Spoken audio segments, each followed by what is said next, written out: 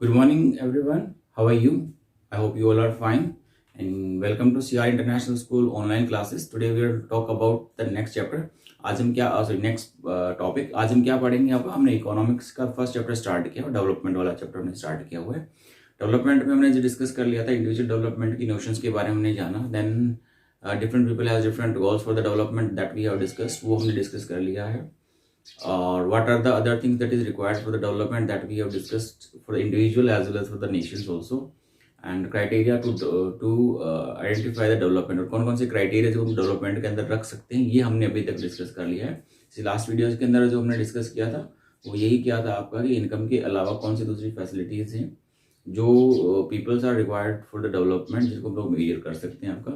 इसके साथ साथ हमने इनकम के बारे में जाना था, about that how the countries in the states are compared, कि कैसे कंट्री और स्टेट्स को कंपेयर किया जाता है हमारा डेवलपमेंट के लिए। तो उसके लिए जो वर्ल्ड बैंक है that present a report, world bank एक रिपोर्ट प्रेजेंट करता है। उस रिपोर्ट के आधार पर ये बताया जाता है, कंट्रीज को क्लासिफाइड कर दिया जाता है कि जो कंट्री है ये आपका डेवलप्ड है, ये कंट्री हमारे पास रिच कंट्री है, ये हमारे पास पुअर कंट्री है, और ये मिडिल के अंदर आता है हमारे पास। तो वो रिपोर्ट निकाली जाती है वर्ल्ड बैंक के द्वारा, world development report, and it is completely based on the income. But हमने जो डिस्कस किया था वो ये था कि income is not everything, income हर एक चीज नहीं होती। इसके अलावा भी दूसरे एस्पेक्ट्स, दूसरी चीजों को भी हमने देखना होता है कि किस तरह से दूसरी जो चीजें होती है वो इम्पैक्ट करती है किस चीज पर, हमारे डेवलपमेंट पे। ठीक है, सिर्फ इनकम के अलावा हम लेकिन वर्ल्ड बैंक ने जो लिया हुआ है रिपोर्ट में वो सिर्फ आपका इनकम को लेके लिया हुआ है। तो इनकम में उन्होंने जो डिक्लेयर किया है, कैटेगराइज किया है कंट्रीज को, जैसे कि किसी भी कंट्री की इनकम 12,056 US डॉलर से ज़्यादा है या उतना है तो वो हमारे पास रिच कंट्री, यानी कि वो कंट्री कैसे आपका अमीर कंट्री में इसकी गिनती होती है। अगर किसी भी कंट्री की इनकम 9,955 रुपीज़ से कम है या 955 रुपीज़ है तो वो आपका पुअर कंट्रीज के अंदर काउंट होगा। ठीक है, इसी तरह से हमने डिस्कस किया था जो इंडिया है उसकी जो इनकम है वो 1820 US डॉलर है। तो इंडिया जो आता है आपका लोअर मिडिल क्लास में आता है हमारा इंडिया। ठीक है, तो ये हमने इनकम से रिगार्डिंग हमने डिस्कस किया था। Today will talk about the public facilities. Public facilities क्या होती हैं, what are the public facilities, and government हमें ये पब्लिक फैसिलिटीज क्यों प्रोवाइड करवाती है, that's we are going to talk about today. Public facilities में हमने सबसे पहले एक लाइन लिखी हुई है, जस्ट नीड टू अंडरस्टैंड। ये आपका क्वेश्चन ऐसे ही बनता है आपका, money in your pocket can not buy all the goods and the services that you may need to live well. ये एज इट इज क्वेश्चन आपसे पूछा जाएगा, एक्सप्लेन कीजिए इस चीज को कि जो पैसा हमारे पास होता है जो वो हर एक चीज हमारे लिए नहीं परचेज कर सकता। हम हर एक चीज अपना जीवन जो अच्छे से जीते हैं उसको जीने के लिए सिर्फ पैसे से हम लोग सारी चीजें नहीं खरीद सकते हैं। जैसे एग्जांपल दिया कि अगर अपना जीवन आप अच्छे से जीना चाहते हैं तो उसके लिए क्या आप पॉल्यूशन फ्री एनवायरनमेंट परचेज कर सकते हैं। एग्जांपल में दिया आपका, ठीक है, pollution free environment, we can not purchase pollution free environment with that money. उस पैसे से हम लोग पॉल्यूशन फ्री एनवायरनमेंट परचेज नहीं कर सकते हैं। या फिर आपका प्रोटेक्शन फ्रॉम द इन्फेक्टिशियस डिजीज, जो इन्फेक्शियस डिजीज होती हैं, तो आप बोलेंगे इन्फेक्शियस डिजीज जैसे भी कोरोना फैला हुआ था, अब कोरोना आपके सामने आता तब 2,000 रुपए का नोट दिखा दो और बोल दो कि सर मेरे पास 2,000 रुपए का नोट है, मेरे को इन्फेक्ट मत करना। तो ऐसा नहीं है। तो ये पैसा हमें हर एक चीज नहीं देता है जो हमारा जीवन जीने के लिए चाहिए होता है। तो उस केस में फिर किसका इन्वॉल्वमेंट होता है उसमें, और ये तो अमीर लोगों की बात है। अगर हम गरीब लोगों के बारे में सोचें, उनके बारे में सोचें, तो उनको ये फैसिलिटीज कौन प्रोवाइड करवाए।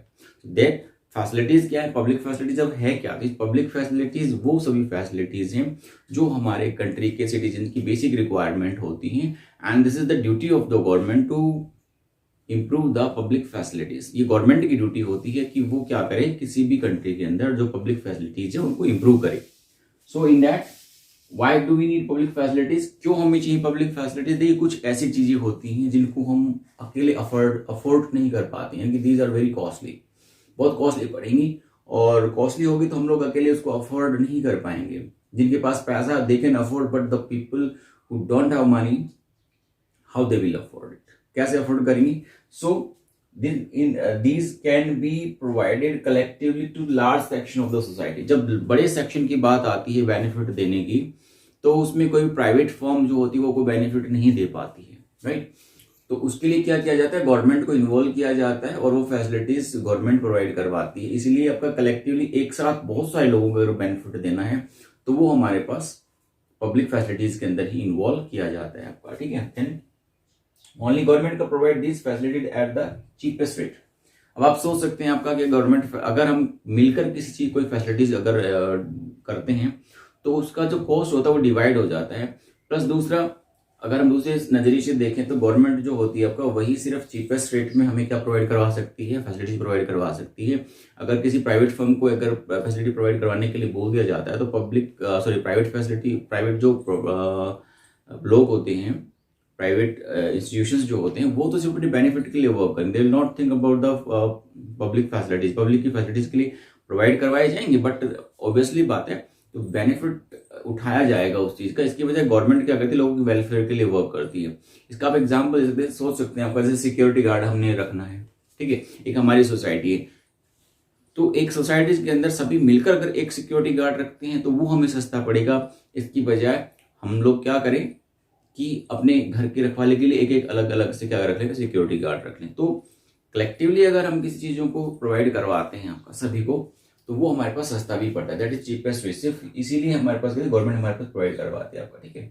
सिक्योरिटी हो गया, ट्रांसपोर्ट फैसिलिटीज हो गया, ये सारी फैसिलिटीज हमारी सस्ती कब पड़ती है, गवर्नमेंट आपको सबको प्रोवाइड करवाए। Then performance of other criteria also improve. Like अब जब ये पब्लिक फैसिलिटीज होती हैं, जब गवर्नमेंट के द्वारा प्रोवाइड करवाई जाती हैं, तो इससे होता क्या है, जो हमारा दूसरा क्राइटेरिया जैसे इन्फेंट मोर्टेलिटी रेट है वो हमारा डिक्रीज हो जाता है आपका। अगर मान लो हेल्थ फैसिलिटीज प्रोवाइड करवाई जाए तो इन्फेंट मोर्टेलिटी रेट वो कम हो जाएगा। एजुकेशन सिस्टम अगर मान लो मिलकर प्रोवाइड करवाया जाए, दैट इज ऑल्सो क्या होता है, हमारे पास इंप्रूव हो जाता है हमारा, ठीक है।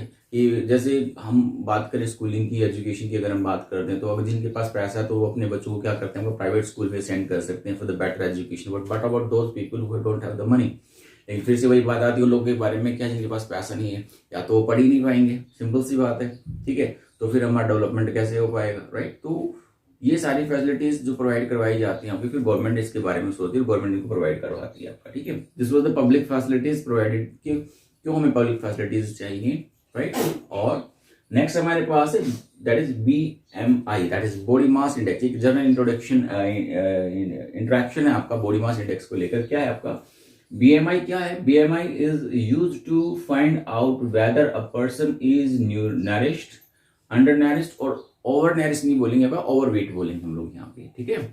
तो BMI हमारा ये बताता है कि कोई व्यक्ति जो है, any person who is nourished, मतलब उसके nourished है, या फिर वो आपका nourished नहीं, अंडर nourished है, या फिर उसका वेट ज्यादा बढ़ाएंगे, ओवरवेट हो चुका है आपका, तो वो हमारे पास है।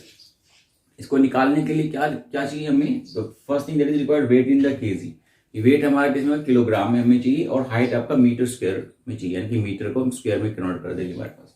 Let's take an example. के एग्जांपल भी लिया आपका हमारा यहाँ पे, क्या एग्जांपल लिया आपका 25 किलोग्राम। मान लो किसी आदमी का वजन 25 किलोग्राम है और उसकी हाइट 1 मीटर है, तो हमने इसको 1 मीटर का स्क्वायर निकाला है, ठीक है। तो यहाँ पे फॉर्मूला BMI निकालने का फॉर्मूला क्या आपका, weight in KG divide by height into the metre square, metre square में।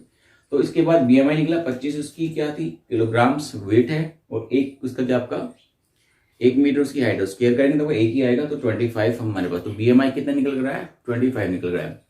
तो अब हमारे पास BMI तो निकल कर आ गया 25, बट एक इंडेक्स और होता है इसके अंदर जो हमें ये बताता है कि ये आदमी nourished है, अंडर nourished है, या फिर आपका ओवरवेट है। तो ये हमारे पास इंडेक्स क्या होगा, लेस देन 18। अगर किसी का भी BMI 18 से कम आता है तो वो क्या होगा, अंडर nourished है, यानी कि उसको अभी मतलब खाने पीने की अच्छी ज्यादा जरूरत है। दूसरा, मोर देन 25 अगर आता है तो भाई साहब उसको डाइटिंग की जरूरत है, उसको बोलो कि आप डाइटिंग करो, अपना वेट कम करो, तो वो ओवरवेट हो जाएगा। और 18 से 25 के बीच में कोई भी BMI आती है, चाहे वो 18 से और 25 के बीच में कोई भी BMI आ जाती है, तो वो माना जाता है कि वो बैलेंस्ड है, दैट इज nourished है, वो ओवरवेट नहीं है, राइट। अब जो BMI है उसकी हमारे पास एक लिमिटेशन होती है। हम इस चीज को, व्हाट इज द एक्सेप्शन, कि ग्रोइंग चिल्ड्रंस को इसमें इन्वॉल्व नहीं किया जाता है, क्योंकि बच्चे ग्रोथ पोजीशन में होते हैं आपका, तो उनका वेट बढ़ भी सकता है, घट भी सकता है, because growing childrens not evaluated in the BMI। So जो आप जैसे बच्चे आपके जिनकी अभी ग्रोथ बढ़ रही है 20 ईयर्स तक, जैसे मानते हैं पर्सनली जो ग्रोथ होती है, उसके जब तक आपकी ग्रोथ होगी तब तक आपको BMI में इन्वॉल्व नहीं किया है, क्योंकि जैसे अभी ग्रोथ होती है तो आप ओवरवेट भी हो सकते हैं, nourished भी हो सकते हैं, या फिर अंडर nourished भी हो सकते हैं, right. These were the this is all about the public facility and the BMI. Next में हम लोग जो डिस्कस करेंगे आपका वो हम ह्यूमन डेवलपमेंट रिपोर्ट के बारे में डिस्कस करेंगे। This report is generated by the UNDP, United Nation Development Programmes के द्वारा इसको जनरेट किया जाता है आपका, तो उसके बारे में लोग नेक्स्ट वीडियोज में डिस्कस करेंगे।